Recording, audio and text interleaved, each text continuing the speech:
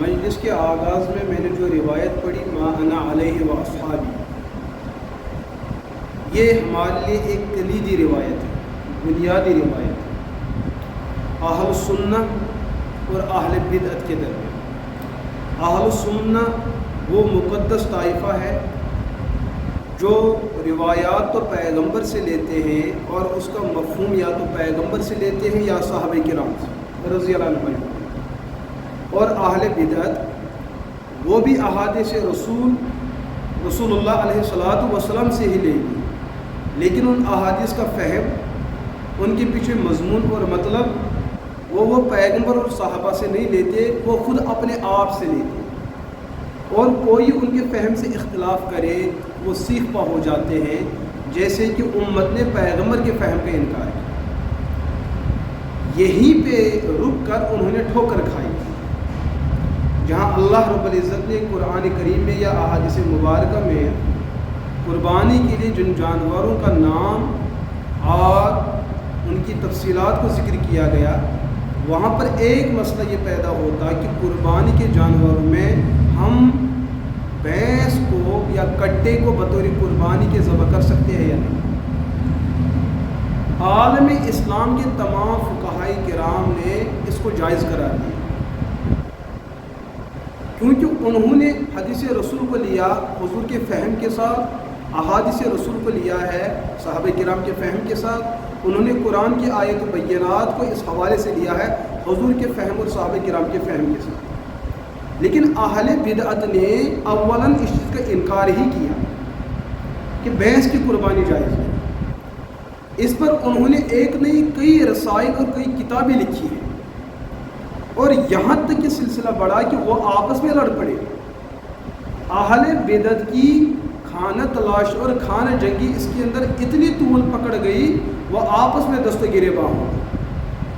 شاگرد نے استاد کی پگڑی اچھالی اور استاد نے شاگرد کو پٹکنا شروع کر دیا۔ وقت کے لوگ ان دونوں کو بڑا سمجھتے تھے، لیکن یہ دو بڑے آپس میں لڑ پڑتے تھے، وہ اس پہ لان تان کر رہا تھا اور یہ اس پہ لان تان کر رہا تھا، وہ اس پہ جرح کر رہا تھا اور وہ اس پہ جرح کر رہا تھا۔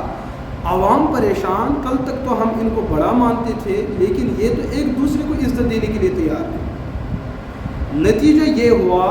کہ یہ فہم اسلام کو تب مان گئے جب ان کی عزت کی قربانی نہیں۔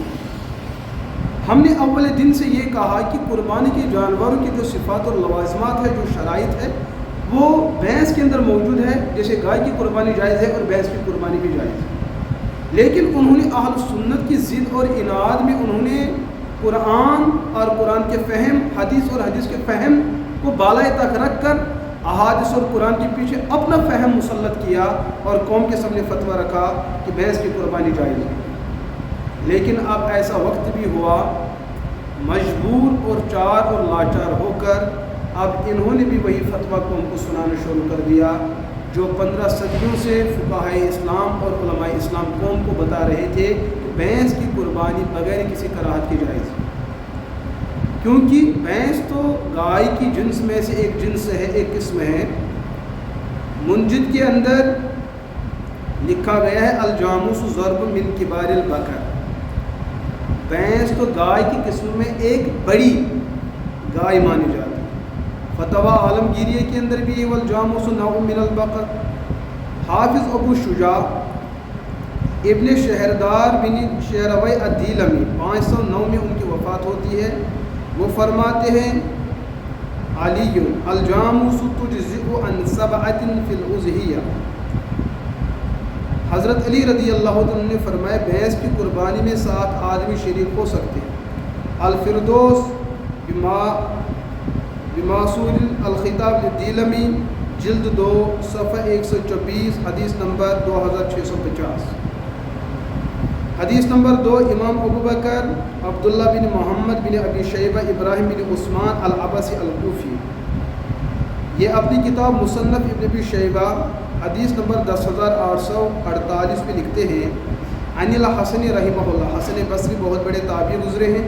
انہ کان یقول الجوامیس بمنزلۃ البقر، کہ بھینس جو ہے وہ گائے کے درجے میں، اور تابعی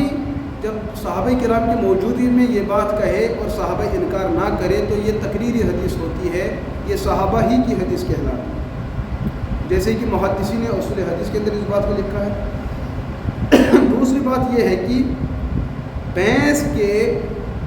گائے کے جنس میں ہونے پر اہل اسلام کا اجماع ہے۔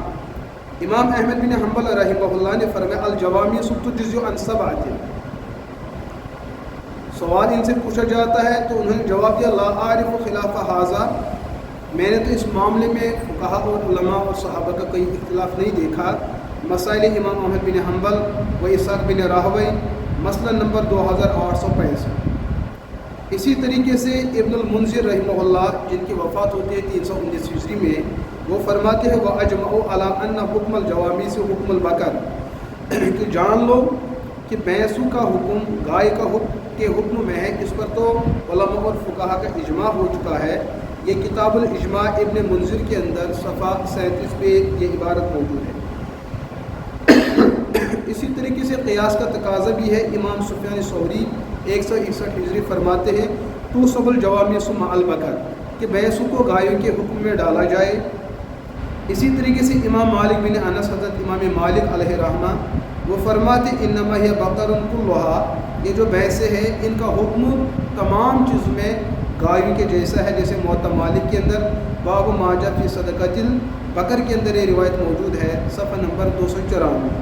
اور گزشتہ روایت امام سفیان ثوری سے مصنف عبد الرزاق کے اندر روایت موجود ہے۔ امام مالک رحمۃ اللہ علیہ سے کتاب الاموال لابی عبید قاسم بن سلام جلد 2 صفحہ 385 حدیث نمبر 812 پہ ہے الجوامیس والبقر سواء، لیکن جو اہل بدعت وہ اس معاملے میں اہل سنت سے اختلاف کر رہے تھے، اسلام سے اختلاف کر رہے تھے، لیکن اب جا کے جب علماء اہل سنت نے دلائل پیش کیے اور وہ ان دلائل کو توڑ نہ پائے تو چار اور لاچار ہو کے وہ بھی اب اپنی قوم کو یہ فتویٰ دے رہے ہیں کہ بھینس کی قربانی بغیر کسی کراہت کے جائز ہے۔ دیر آیا تو درست آیا، بہرحال اختلافات کے اندر گنجائش ہے، مسائل کے اندر گنجائش ہے، لیکن دیر سویر ہی نہ صحیح۔ تو الحمدللہ حق تھا حق، حق ہے حق، اور حق رہے گا حق، اور حق ہمیشہ واضح ہوتا ہے، حق کا بول بالا ہوتا ہے۔ اب ان کے یہاں سے بھی یہ صدا بلند رہی ہے اور بج رہی ہے، ہاں والفضل ما شہدت بہ العادہ، کی کامیابی وہ ہے کہ دشمن بھی آپ کی کامیابی کا اعتراف ہو۔ لہٰذا بھینس کی قربانی بغیر کراہت کے جائز ہے،